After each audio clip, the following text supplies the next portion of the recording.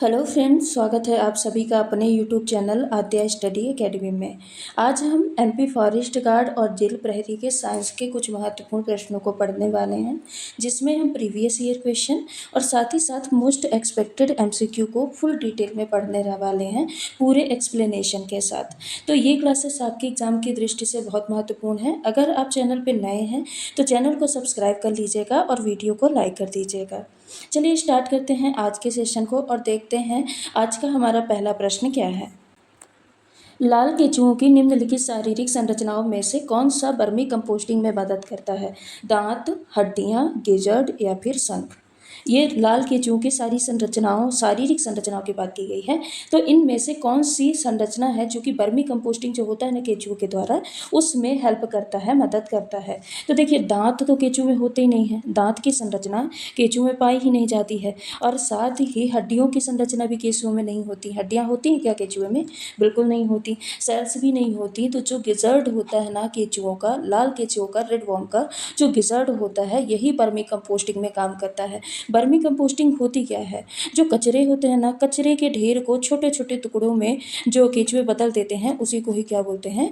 Vermi composting कहा जाता है। और इसमें पार्टिसिपेट कौन करता है? गिजर्ड करता है, जो भोजन को पीसने का काम भी करता है। ये जो भोजन होते हैं यानी कचरे जो होते हैं, उसको पीसने का काम करता है। पीसने के साथ साथ उसके पाचन में भी भूमिका निभाता है। और इसी कारण जो केंचुए होते हैं वो जैविक पदार्थ को कंपोस्ट में बदलने में क्या होते हैं? सहायक होते हैं।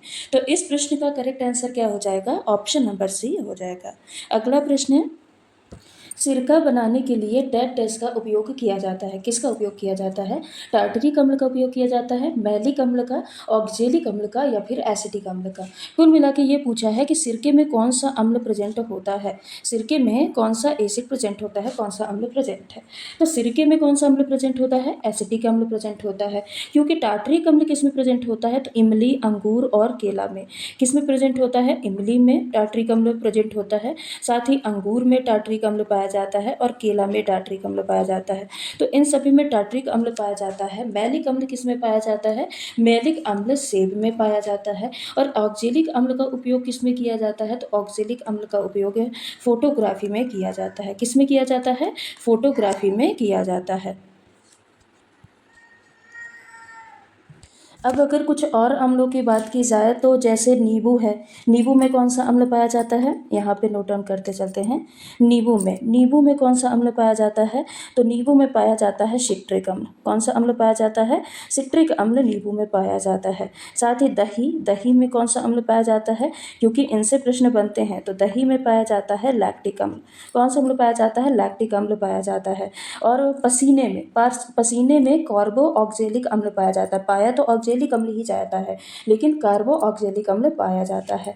बैटरी में कौन सा अम्ल पाया जाता है? तो बैटरी में अम्लों का राजा कौन सा अम्ल पाया जाता है? H2SO4 यानी सल्फ्यूरिक अम्ल पाया जाता है। चाय में कौन सा अम्ल पाया जाता है? तो चाय में पाया जाता है टैनिन अम्ल। कौन सा अम्ल पाया जाता है? टैनिन अम्ल पाया जाता है। गेहूं में कौन सा अम्ल पाया जाता है? इससे प्रश्न पूछा भी गया है प्रीवियस ईयर क्वेश्चन में, आप देखिए तो आपको मिल जाएगा। गेहूं में कौन सा अम्ल पाया जाता है? ग्लूटेनिक अम्ल पाया जाता है। कौन सा अम्ल पाया जाता है? ग्लूटिनिक अम्ल पाया जाता है। ठीक है, तो ये कुछ महत्वपूर्ण अम्ल हैं और ये कहाँ पे पाए जाते हैं, आप इसको जरूर नोट कर लीजिएगा क्योंकि इससे प्रश्न आपके एग्जाम में बनते हैं। ठीक है, चलते हैं अगले प्रश्न पे। निम्नलिखित में से अधातु को पहचानिए। कौन सा है अधातु? फास्फोरस है, कॉपर है, टिन है या फिर टाइटेनियम है। इसमें पूछा है कि जो चार ऑप्शन दिए हैं इनमें से नॉन मेटल कौन सा है। तो देखिए, कॉपर क्या है? कॉपर तो एक प्रकार की धातु है ना, कॉपर मेटल है। टिन भी धातु है, मेटल है। आपकी टाइटेनियम भी धातु होती है, ठीक है। लेकिन जो फास्फोरस होता है, फास्फोरस क्या है? एक प्रकार का नॉन मेटल है, अधातु है। और ये ऊष्मा का और बिजली का यानी विद्युत का और ऊष्मा का चालन नहीं करना देता है। और ये समानता कैसा होता है? भंगुर होता है, ब्रिटल होता है। यानी जब भी इसको हार्म किया जाता है तो ये चादर या फिर तार के रूप में न बदल के ये क्या होता है? टूट जाता है। ठीक है, तो इसलिए फास्फोरस किस में आता है? अधातु में आता है।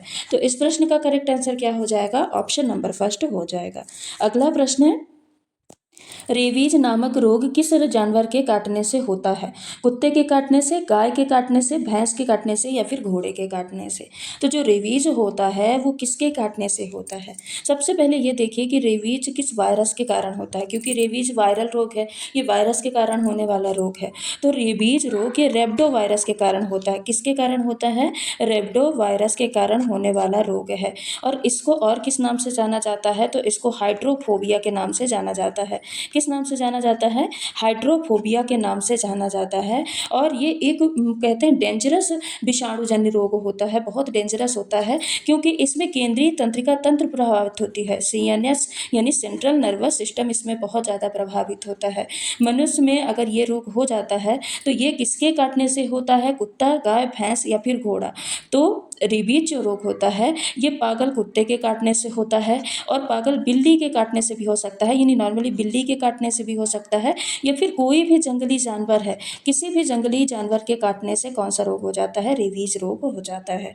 बाकी इस प्रश्न का करेक्ट आंसर क्या हो जाएगा? ऑप्शन नंबर फर्स्ट हो जाएगा। अब रेबीज के रोगी के लक्षण कौन कौन से होते हैं? तो जिस भी व्यक्ति को रेबीज होगा ना, जिस भी मनुष्य को रेबीज होगा तो उसमें कुछ ऐसे सिम्टम दिखाई देंगे, जैसे उसका सिर दर्द बहुत ज़्यादा होगा। रेबीज में सिर दर्द बहुत ज़्यादा होता है, गले में दर्द होता है, गले में दर्द होता है, और गले में इतना दर्द रहता है कि वो पानी भी नहीं गुटक सकता है। जो रोगी होता है वो पानी भी नहीं गुटक सकता है, इसीलिए धीरे धीरे उसको पानी देख के इतना डर लगता है, इसीलिए इस बीमारी को हाइड्रोफोबिया कहा गया है। इसमें हल्का बुखार भी देखने को मिलता है। रेबीज के रोगी को हल्का बुखार भी देखने को मिलता है। तो ये क्या है? रेबीज के लक्षण है। धीरे धीरे क्या होता है, जो रोगी है वो शोर होगा तब भी डर जाएगा, तेज रोशनी होगी तब भी डर जाएगा, यानी वो शोर और तेज रोशनी और पानी के प्रति वो क्या होने लगता है? सेंसिटिव होने लगता है। जब भी ऐसी कोई चीज़ें ज़्यादा शोर शराबा हो जाएगा तो एकदम डर जाएगा, तेज रोशनी हो जाएगी या ठंडी हवा भी चल देगी ना तो क्या हो जाएगा? रोगी डर जाएगा। तो इस स्थिति को क्या बोलते हैं? इसी ये लक्षण ये सारे किसके होते हैं? रेबीज के होते हैं। और इससे बचाव के लिए एक टीका का उपयोग किया जाता है, जिसको रेबीज का टीका कहा जाता है। अभी तो फिलहाल 2 टीके और हैं। रेबीपुर नाम का एक टीका है और HDCV नाम का एक टीका है, जो इस रोग के लिए बनाए गए एक नए टीके साबित हुए हैं। तो इस प्रश्न का करेक्ट आंसर क्या होगा? इस प्रश्न का करेक्ट आंसर होगा ऑप्शन नंबर फर्स्ट। अब चलते हैं अगले प्रश्न पे। एक वाहन समतल सड़क पर टेढ़े मेढ़े पैटर्न में चल रहा है। निम्नलिखित में से कौन सा इसका उदाहरण है? बिंदु वस्तु, द्विआयामी गति, त्रिआयामी गति या फिर एक आयामी गति? बताइए इस प्रश्न का करेक्ट आंसर क्या होगा? एक वाहन है वो चल तो समतल सड़क पे रहा है पर टेढ़े मेढ़े पैटर्न में चल रहा है।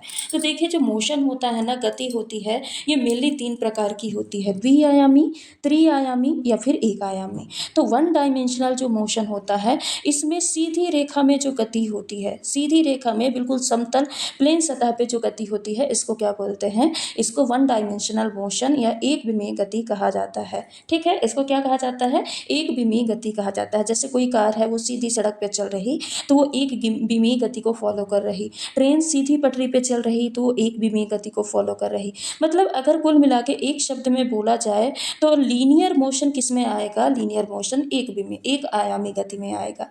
द्विआयामी गति क्या होती है? 2 डायमेंशनल मोशन, जहाँ पे 2 डायमेंशन हो। ठीक है, 2 डायमेंशन हो। जैसे पृथ्वी तल पर गति, ये कैसी गति होगी? 2D गति होगी। जहाँ जो पृथ्वी तल पे गति करते हैं, जैसे कैरम बोर्ड पे गोटियों की जो गति होती है वो भी किस में आती है? ये कैरम बोर्ड की गोटी की गति ये किस में आती है? द्विआयामी गति में आती है। सॉरी, यहाँ पे हम द्विआयामी गति की बात कर रहे हैं। ठीक है, किसकी बात कर रहे हैं? द्विआयामी गति की बात कर रहे हैं। वृत्तीय गति, कोई भी अगर सर्कुलर मोशन में गति हो रही है तो ये द्विआयामी गति में आएगी। साथ ही प्रक्षेप्य गति भी किस में आएगी? 2 डायमेंशनल, मतलब जिसमें 2 डायमेंशन हो, लंबाई ऊंचाई हो गई, लंबाई चौड़ाई हो गई, तो ये सब क्या है? अगर 2 डायमेंशन है तो वो द्विआयामी गति में आएगी। ठीक है, जिग जैग गति भी, जो टेढ़ी मेढ़ी गति होती है, ये भी किस में आती है? द्विआयामी गति पे आती है। तो एक तो इस प्रश्न का करेक्ट आंसर क्या हो जाएगा? ऑप्शन नंबर बी हो जाएगा कि एक वाहन समतल सड़क पे अगर टेढ़े मेढ़े पैटर्न में चल रहा है तो किस में आ जाएगा? द्विआयामी गति में आ जाएगा। अब थोड़ा सा यहाँ पे हम त्रिआयामी गति पे भी बात कर लेते हैं, 3 डायमेंशनल मोशन पे। तो जिसमें तीनों डायमेंशन हो तो उसको क्या बोलते हैं? त्रिआयामी गति बोलते हैं। जैसे आसमान में पक्षी की गति, ठीक है, उसमें सारे डायमेंशन होते हैं ना। एरोप्लेन की गति, एरोप्लेन की गति किस में आएगी, त्रिआयामी गति में आएगी। गैसों के पार्टिकल की जो गति, जो गैस के पार्टिकल रैंडमली ऐसे इधर उधर मोशन करते रहते हैं, तो ये सब किस में आएंगे, त्रिआयामी गति में आएंगे। लेकिन इस प्रश्न में पूछा था कि वाहन समतल सड़क पे चल रहा है लेकिन टेढ़े मेढ़े पैटर्न पे चल रहा है, तो वो किस में आएगा, ऑप्शन नंबर बी, द्विआयामी गति में आएगा। तो इस प्रश्न का करेक्ट आंसर क्या है, ऑप्शन नंबर बी है। चलते हैं अगले प्रश्न पे। वेचुरी ट्यूब का उपयोग कहाँ किया जाता है, भूकंप की तीव्रता को मापने के लिए, विशिष्ट गुरुत्व के माप के लिए, या फिर घनत्व की गणना करने के लिए, या पाइपों में तरल पदार्थ की प्रवाह दर की मापने के लिए। वेचुरी ट्यूब, ये आपका प्रीवियस ईयर क्वेश्चन है, आया हुआ प्रश्न है। तो देखिए, भूकंप की तीव्रता को मापने के लिए सिस्मोग्राफ का उपयोग किया जाता है। किसका उपयोग किया जाता है, सिस्मोग्राफ का उपयोग भूकंप की तीव्रता को मापने के लिए किया जाता है।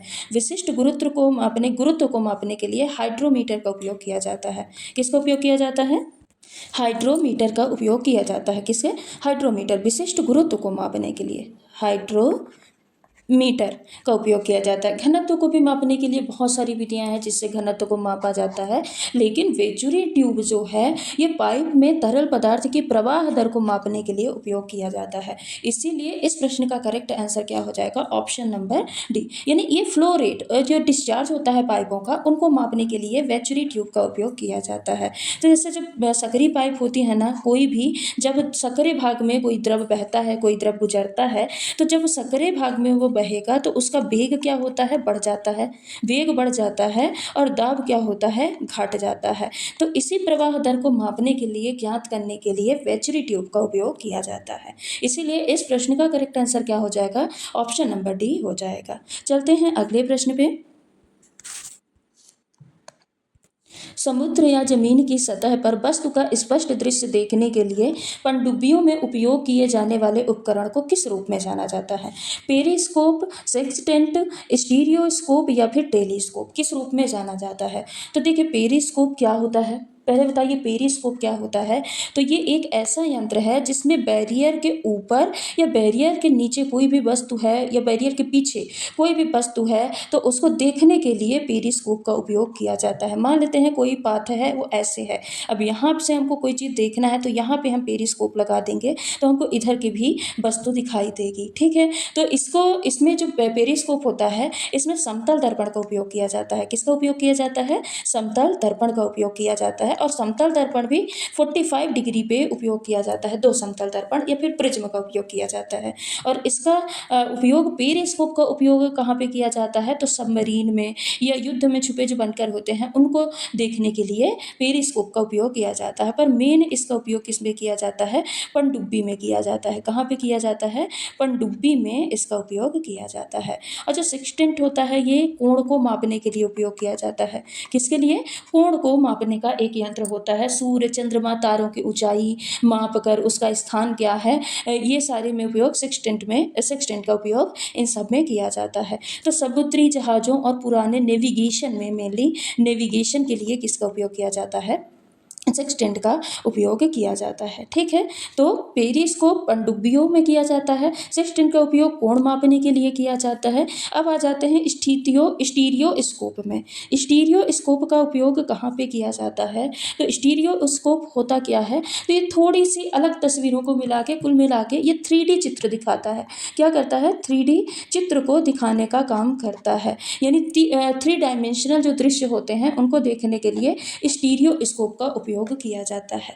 और टेलीस्कोप तो हम सभी को पता है, ये वस्तु को क्या करता है, बड़ा करके दिखाता है और स्पष्ट दिखाता है। क्या करता है, वस्तु को बड़ा दिखाता है और स्पष्ट दिखाने का काम करता है।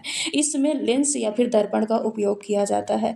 लेंस का उपयोग किया जाता है या फिर दर्पण का उपयोग किया जाता है। इसका उपयोग ग्रह, तारे, चंद्रमा आदि को देखने के लिए टेलीस्कोप का उपयोग किया जाता है।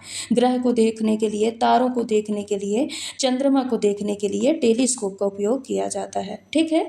बाकी इस प्रश्न का करेक्ट आंसर क्या होगा, इस प्रश्न का correct answer option number first होगा। कौन सा होगा, पेरिस्कोप, ठीक है। यहाँ पे पनडुब्बी की बात की गई है और पनडुब्बियों में किसका उपयोग किया जाता है, पेरिस्कोप का किया जाता है। तो अब देखिए यहाँ पे एक बार शॉर्ट फॉर्म में अगर देखिए तो पेरिस्कोप छिपकर देखने के लिए, सेक्सटेंट कोण मापने के लिए, स्टीरियोस्कोप 3D देखने के लिए, और टेलीस्कोप दूर का देखने के लिए उपयोग किया जाता है, ठीक है। चलते हैं अगले प्रश्न पे। विद्युत चुंबकीय रेडियो तरंग की आवृत्तियों को किस इकाई में मापा जाता है? किलोहर्ट्ज में मापा जाता है, मेगावाट में मापा जाता है, पारसेक में मापा जाता है या फिर किलोवाट में मापा जाता है। यहाँ पे देखिए रेडियो तरंगों की आवृत्ति है, रेडियो तरंग की आवृत्ति को किस में मापा जाता है? फ्रीक्वेंसी को। तो फ्रीक्वेंसी को हमेशा किस में मापा जाता है? हर्ट्ज में मापा जाता है ना।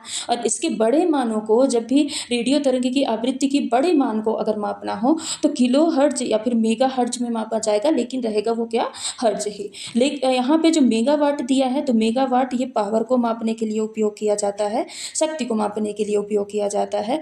पारसेक दूरी को मापने की एक इकाई होती है, किलोवाट भी पावर या शक्ति को मापने के लिए एक इकाई होती है। ठीक है, तो यहाँ पे इस प्रश्न का करेक्ट आंसर क्या हो जाएगा?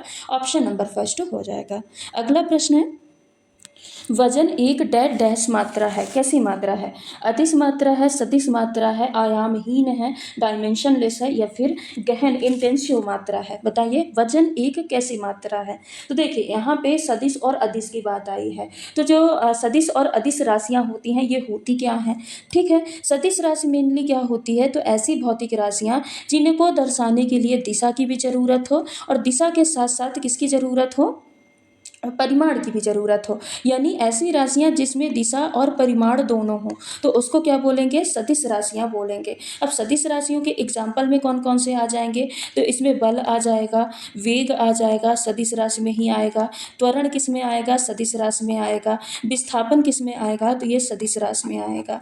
तो बल, वेग, त्वरण, विस्थापन इनको प्रदर्शित करने के लिए परिमाण और दिशा दोनों की जरूरत होती है, इसीलिए इनको सदिश राशियां कहा जाता है। और अदिश राशियां क्या होती हैं? अदिश राशियां क्या होती हैं? तो ऐसी राशियां जिसमें दिशा नहीं होती, केवल और केवल क्या होता है? परिमाण होता है। केवल केवल क्या होता है? परिमाण होता है, यानी मात्रा होती है, तो उनको क्या बोला जाता है? अदिश राशियां बोला जाता है। अब अदिश राशियों के एग्जाम्पल में क्या आ जाएगा? चाल आ जाएगी, दूरी अदिश राशि में ही आएगी, कार्य अदिश राशि में ही आएगा, ऊर्जा अदिश राशि में आ जाएगा, और वजन यानी भार भी किस में आएगा? अदिश राशि में, सॉरी भार तो सदिश राशि में आएगा, भार किस में आएगा? यहाँ पे सदिश राशि में आएगा, वेक्टर में आएगा। ठीक है, और जो द्रव्यमान होता है, द्रव्यमान किस में आएगा? तो द्रव्यमान अदिश होता है। देखिए भार क्या होगा? भार सदिश होता है, जबकि द्रव्यमान यानी मास की बात करें तो मास में कोई दिशा नहीं होती, डायरेक्शन नहीं होती, सिर्फ और सिर्फ मैग्नीट्यूड होता है, इसलिए द्रव्यमान किस में आता है? अदिश में आ जाएगा। तो वजन किस में आएगा? वजन सदिश में आ जाएगा और द्रव्यमान अदिश में आ जाएगा। बाकी इस प्रश्न का करेक्ट आंसर क्या हो जाएगा? ऑप्शन नंबर बी हो जाएगा, यानी वजन एक सदिश मात्रा है। कैसी मात्रा है? सदिश मात्रा है। आई होप यहाँ से आपको सदिश और अदिश भी क्लियर हो गया होगा। चलते हैं अब अगले प्रश्न पे। स्प्रिंग बल किस प्रकार का बल है? बताइए किस प्रकार का बल है? कंजर्वेटिव फोर्स है, नॉन कंजर्वेटिव फोर्स है, अप्लाइड फोर्स है या फिर मैग्नेटिक फोर्स है? जो स्प्रिंग बल होता है वो कैसा फोर्स होता है?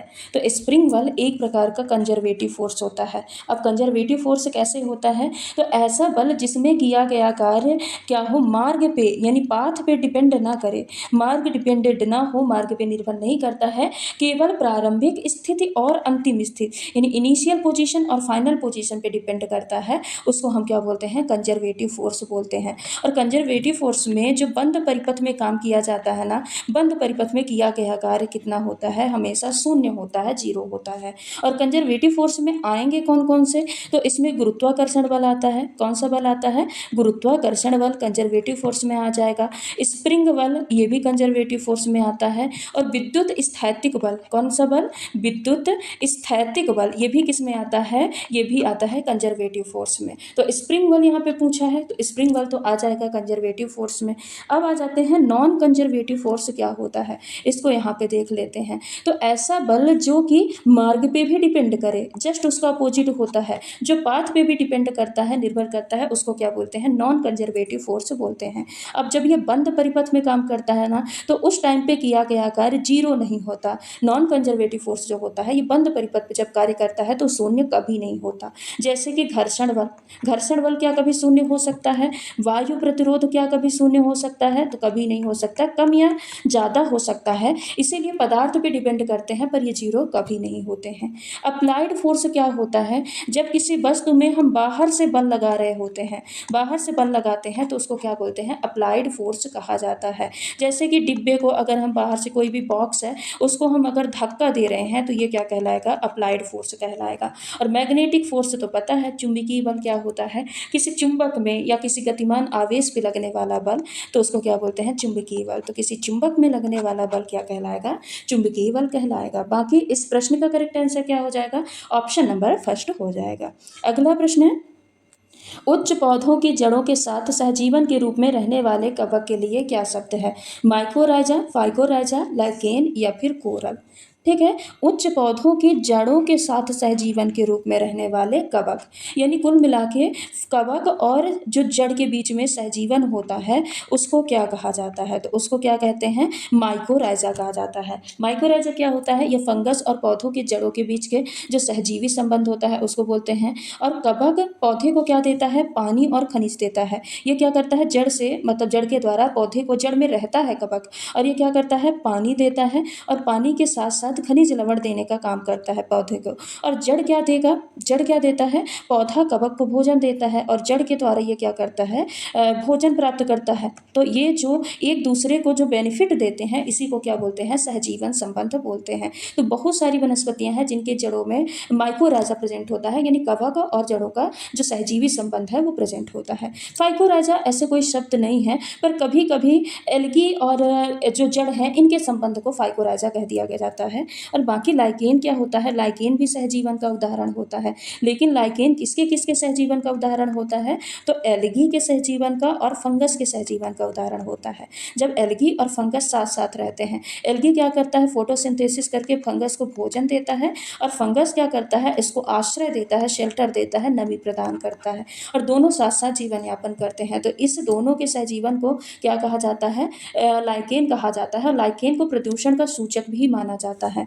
वहीं पे कोरल क्या होता है? तो समुद्री जीव होता है। कोरल कुल मिला के क्या होता है? समुद्री जीव होता है, जो कि निडेरिया संघ में आता है। किस में आता है? निडेरिया संघ में आता है। कोरल किस संघ के अंतर्गत आता है? ऐसे प्रश्न पूछा जाता है। तो निडेरिया संघ के अंतर्गत आता है। ये कठोर होता है, यानी इसका जो बाहरी आवरण होता है ना, वो किसका होता है? कैल्शियम कार्बोनेट का होता है। किसका होता है? कैल्शियम कार्बोनेट का बना होता है, ढांचा बना होता है। समुद्र में कोरल रीफ बनाते हैं, कोरल ही मिलके समुद्र में कोरल रीफ का फॉर्मेशन करते हैं। ठीक है, तो समझ में आ गया। माइकोराइजा कवक और जड़, फाइकोराइजा एल्गी और जड़, लाइकेन एल्गी और फंगस का सहजीवन, और कोरल तो अलग है, समुद्री जीव है। ठीक है, बाकी इस प्रश्न का correct answer option number first हो जाएगा। अगला प्रश्न है, निम्नलिखित में से किसे आनुवांशिकी का जनक कहा जाता है? ग्रेगर मेंडल को, चार्ल्स डार्विन को, ल्यूडमिला कुप्रियनोवा को, या फिर मिखाइल फोडोनकिन को? बताइए किसको आनुवांशिकी का जनक कहा जाता है? तो ग्रेगर मेंडल को आनुवांशिकी का जनक कहा जाता है। ऑप्शन नंबर फर्स्ट इस प्रश्न का करेक्ट आंसर हो जाएगा। इन्होंने मटर के पौधे पे प्रयोग किया था, और मटर के पौधे पे प्रयोग करके जेनेटिक्स के बारे में बताया था, इसीलिए इनको आनुवांशिकी का जनक कहा जाता है। अगला प्रश्न है, निम्नलिखित में से किसने पादप हार्मोन साइटोकाइनिन की खोज की? यहाँ पे हालांकि दो आंसर होते हैं। बताइए, ये प्रीवियस ईयर क्वेश्चन है कि साइटोकाइनिन की खोज किसने की। तो देखिए, साइटोकाइनिन क्या होता है? एक प्रकार का प्लांट हार्मोन होता है। तो मेनली प्लांट में वैसे तो 7 हार्मोन पाए जाते हैं, पर लेकिन जो मुख्य हार्मोन होते हैं वो कितने होते हैं? 5 होते हैं, जो कि बहुत महत्वपूर्ण होते हैं। कौन कौन से? पहला आ जाते हैं ऑक्सिन पे। पहला हार्मोन क्या होता है? ऑक्सिन हार्मोन होता है। ऑक्सिन हार्मोन ये क्या करता है? पौधे के शीर्ष भाग में पाया जाता है। कहाँ पे पाया जाता है? शीर्ष भाग में पाया जाता है। और ऑक्सिन हार्मोन के बारे में बताया किसने था? तो किसने बताया था? डार्विन ने बताया था। किसने बताया था? डार्विन ने बताया था। अभी पौधे के शीर्ष भाग में पाया जाता है, इसीलिए ऑक्सिन का काम क्या होता है? वृद्धि करना या फिर ग्रोथ करना। तो पौधे की ग्रोथ जो होती है, वृद्धि होती है, तो उसमें सहायक कौन सा हार्मोन होता है? ऑक्सिन हार्मोन होता है। ठीक है, तो इसको ग्रोथ हार्मोन भी कहा जाता है। और दूसरा हार्मोन कौन सा हो जाएगा? तो दूसरा हार्मोन है जिब्रेलिन। ये प्लांट के मुख्य हार्मोन हैं जिबरेलिन। जिबरेलिन क्या होता है? तो जिबरेलिन के बारे में सबसे पहले कुनुशोवा नामक वैज्ञानिक ने बताया था। किसने बताया था? कुनुशोवा नामक वैज्ञानिक ने बताया था। ठीक है, कुनुशोवा नामक वैज्ञानिक ने बताया था। इस हार्मोन का मेन काम क्या होता है? पौधे की ऊंचाई को बढ़ाना। पौधे की ऊंचाई को बढ़ाने का काम कौन करता है? जिब्रेलिन करता है। इस हार्मोन की सहायता से जो गन्ना होता है ना, गन्ने का प्लांट आपने देखा है, गन्ना और बांस, इनकी जो उत्पादन तीव्रता होती है वो क्या होती है? बढ़ाई जा सकती है। और ये पौधों में संयोजी ऊतकों के विकास में भी सहायता करता है। जिब्रेलिन हार्मोन क्या करता है? पौधे में संयोजी ऊतक को बढ़ाता है या संयोजी ऊतक का विकास करवाता है। ठीक है, 2 हार्मोन हो गए। तीसरा हम आ जाते हैं साइटोकाइनिन हार्मोन पे, जो कि प्रश्न में पूछा भी गया है। कौन सा हार्मोन है? Cytokinin hormone. अब जो साइटोकाइनिन हार्मोन है, बाकी देखिए इस प्रश्न का करेक्ट आंसर तो क्या हो जाएगा? ऑप्शन नंबर सी हो जाएगा। ऑप्शन नंबर सी में क्या दिया है? फॉल के स्कोग। क्या दिया है? फॉल के स्कोग है। ठीक है, लेकिन एक और वैज्ञानिक साइटोकाइनिन में सामने आते हैं, उनका नाम क्या है? मिलर। तो साइटोकाइनिन के बारे में, इस हार्मोन के बारे में एक और वैज्ञानिक ने नाम दिया था, मिलर नामक वैज्ञानिक ने की थी इसकी खोज। और यह पादप कोशिका विभाजन को तीव्र करता है। जो साइटोकाइनिन हार्मोन होता है, ये क्या करता है? प्लांट की कोशिका के विभाजन को तेज करने का काम करता है, विभाजन को फास्ट करता है। ठीक है, ऑक्सिन की सहायता से कोशिका का विभाजन करता है और उसको स्टिमुलेट करने का काम करता है। साथ ही ये क्लोरोफिल को काफ़ी समय तक नष्ट नहीं होने देता। प्लांट में जो क्लोरोफिल पाया जाता है ना, क्लोरोफिल क्या हो? ग्रीन पिगमेंट है जो कि फोटोसिंथेसिस का काम करता है। तो क्लोरोफिल को ये लंबे समय तक बनाए रखने का काम कौन करता है? तो साइटोकाइनिन करता है। ठीक है, क्लोरोफिल को लंबे समय तक बनाए रखने का काम साइटोकाइनिन करता है। अब अगले हार्मोन पे आ जाते हैं। 3 हार्मोन हो गए। चौथा हार्मोन है इथाइलिन हार्मोन। चौथा इंपॉर्टेंट हार्मोन है प्लांट का, कौन सा? Ethylene hormone. जो इथाइलिन हार्मोन है, इसकी खोज किसने की थी? तो इसकी खोज वर्ग नामक वैज्ञानिक ने की थी। और ये एकमात्र हार्मोन है प्लांट का जो कि गैस के रूप में पाया जाता है। ठीक है, और इथाइलिन, इसका काम क्या होता है? फलों को पकाने में काम आता है। ये क्या करता है? फलों को पकाने का काम करता है। जब प्लांट में फल लगते हैं पौधे में, तो उसको पकाने वाला मुख्य हार्मोन कौन सा होता है? इथाइलिन हार्मोन होता है। यह पौधों में श्वसन की प्रक्रिया को भी नियंत्रित करता है। पौधों में जो रेस्पिरेशन प्रोसेस होता है, श्वसन की प्रक्रिया होती है, उसको भी नियंत्रित करने वाला हार्मोन इसको कहा जाता है। एक लास्ट हार्मोन है प्लांट हार्मोन, जिसको एब्सिसिक हार्मोन भी कहा जाता है। सारे हार्मोन ग्रोथ कर रहे थे ना, सारे हार्मोन पौधों को बढ़ाने का काम कर रहे थे, लेकिन अब एक हार्मोन ऐसा भी होना चाहिए जो कि रोके, जो कि क्या करे? उसको संदमित करे, कोई भी चीज़ जैसे ग्रोथ बढ़ रही उसको रोके। तो ये जो एब्सिसिक हार्मोन होता है, ये कैसा होता है? रोकने वाला हार्मोन होता है। और इसकी खोज किसने की? एडिकोट ने की थी। किसने की थी? एडिकोट नामक वैज्ञानिक ने की थी। इसको ABA के नाम से जाना जाता है। किस नाम से? ABA के नाम से जाना जाता है। और ये क्या करता है? पतझड़ करता है। क्या करता है? पतझड़ करता है, ताकि नए पत्ते आ सकें। साथ ही ये विकास को भी रोकता है। जो एब्सिसिक अम्ल होता है, ये क्या करता है? विकास को रोकता है। अब अगर एब्सिसिक अम्ल ना पाया जाए तो प्लांट की ग्रोथ होती रहेगी। तो ये क्या करता है? विकास को रोकता है। साथ ही जो प्लांट में रंध्र पाए जाते हैं, स्टोमेटा पाए जाते हैं, उनको बंद करने का काम भी कौन करता है? एब्सिसिक अम्ल करता है। ठीक है, तो ये प्लांट के कुछ महत्वपूर्ण पांचों हार्मोन हैं। और आई होप आपको ये पांचों हार्मोन, प्लांट हार्मोन यहाँ पे हमने पूरा पढ़ लिया है, तो आपको यहाँ से क्लियर हो गया होगा। अब कोई भी प्रश्न आएगा तो आप इससे गलत मत करिएगा। बाकी यहाँ पे क्या पूछा था कि किसने पादप हार्मोन साइटोकाइनिन की खोज की थी? तो यहाँ पे फॉल के स्कोग का भी नाम आता है और मिलर नामक वैज्ञानिक का भी नाम आता है, जो कि साइटोकाइनिन की खोज की थी। ठीक है, तो दोनों आप देख लीजिएगा कौन सा ऑप्शन यहाँ पे दिया है। चलते हैं अगले प्रश्न पे। रॉबर्ट हुक के अनुसार किसी पिंड द्वारा उत्पन्न बढ़ाव बल यानी लंबाई में परिवर्तन में जो बल लगाया जाता है, वो लगाए गए बल या भार के कैसा होता है? अनुपातिक होता है, विपरीत समानुपाती होता है, बराबर होता है, या फिर कोई संबंध नहीं होता है? तो जो रॉबर्ट हुक ने नियम दिया था वो क्या दिया था? F proportional X। F मतलब क्या होता है? जो लगाया गया बल है। F क्या है? लगाया गया बल है। और X क्या होता है? बढ़ाव या फिर लंबाई में परिवर्तन। X क्या होता है? है, बढ़ाव होता है या फिर लंबाई में परिवर्तन। और इन्होंने क्या कहा, रॉबर्ट हुक ने क्या कहा कि इनके अनुसार पिंड में जब भी कोई एक्सटेंशन यानी लंबाई में परिवर्तन किया जाता है तो उस टाइम पे लगाया गया बल और लंबाई में जो परिवर्तन होता है ये क्या होते हैं, एक दूसरे के अनुपातिक होते हैं। यानी बल बढ़ाने पर बढ़ाव भी समान अनुपात में बढ़ेगा, लंबाई में परिवर्तन भी समान अनुपात में होगा। तो इस प्रश्न का करेक्ट आंसर क्या हो जाएगा, ऑप्शन नंबर फर्स्ट हो जाएगा। अगला प्रश्न है, निम्नलिखित में से कौन सा एक जलीय आवास का उदाहरण नहीं है, जलाशय, जलदल, झील या फिर वन। इसमें 3 जलीय आवास हैं और 1 जलीय आवास नहीं है। तो बताइए क्या जलाशय जलीय आवास नहीं है, तो ये तो है। जो दलदल होता है ये भी जलीय आवास होता है, झील भी जलीय आवास होता है, लेकिन फॉरेस्ट यानी जो वन होता है वो एक प्रकार का जलीय आवास ना होके ये कैसा आवास होता है, टेरेस्ट्रियल यानी स्थलीय आवास होता है। कैसा आवास होता है, स्थलीय आवास होता है। तो इस प्रश्न का करेक्ट आंसर क्या हो जाएगा, ऑप्शन नंबर डी हो जाएगा। तो ये रहे कुछ आज के हमारे महत्वपूर्ण प्रश्न, जहाँ पे हमने ज़्यादा से ज़्यादा प्रश्नों की संख्या तो कम है पर ज़्यादा से ज़्यादा फैक्ट को कवर करने की कोशिश की है। जैसे आज हमने प्लांट हार्मोन को पूरा डिटेल में पढ़ लिया है, साथ ही टाइप्स ऑफ मोशन यानी गति के जो 3 प्रकार होते हैं, 1 डायमेंशन, 2 डायमेंशन, 3D डायमेंशन, इनको हमने पढ़ लिया है। अम्लों के बारे में पढ़ लिया है कि कौन से अम्ल कहाँ पे पाए जाते हैं। तो ये कुछ इंपॉर्टेंट फैक्ट हैं जिनसे प्रश्न बनते हैं, जिनको आज हमने कवर करने की कोशिश की है। हर एक क्लास में हम छोटे छोटे 2 से 3 टॉपिक को कवर करते हैं, ये हमारा टारगेट रहता है कि एक टॉपिक 2 से 3 टॉपिक के ऐसे क्वेश्चन लेते हैं जिनसे कि 2 से 3 टॉपिक आपका कवर अप हो जाए। जैसे आज हमने प्लांट हार्मोन को अच्छे से कंप्लीट कर लिया है और इससे अब कोई से भी मेनली 5 हार्मोन होते हैं, अब 5 हार्मोनों से कोई सा भी प्रश्न आपको आता है तो आप उसको इजीली अटेम्प्ट कर पाएंगे। तो ऐसे ही क्लासेस आपकी चल रही हैं, प्रैक्टिस सेट की एक प्लेलिस्ट भी बनाई गई है जहाँ पे सारी क्लासेस आपकी सीक्वेंस में डली हैं। तो अगर आप उस प्लेलिस्ट को भी अच्छे से कंप्लीट कर लेते हैं ना तो आपका साइंस वाला पोर्शन पूरा यहाँ से कंप्लीट हो जाएगा। तो चलिए आज की क्लास को यहीं पे समाप्त करते हैं, मिलते हैं अगली क्लास में कुछ और महत्वपूर्ण प्रश्नों के साथ। अगर आप चैनल पर नए हैं तो चैनल को सब्सक्राइब करके रखिएगा और नई वीडियो का नोटिफिकेशन पाने के लिए बेल आइकन को जरूर हिट कर लीजिएगा। धन्यवाद।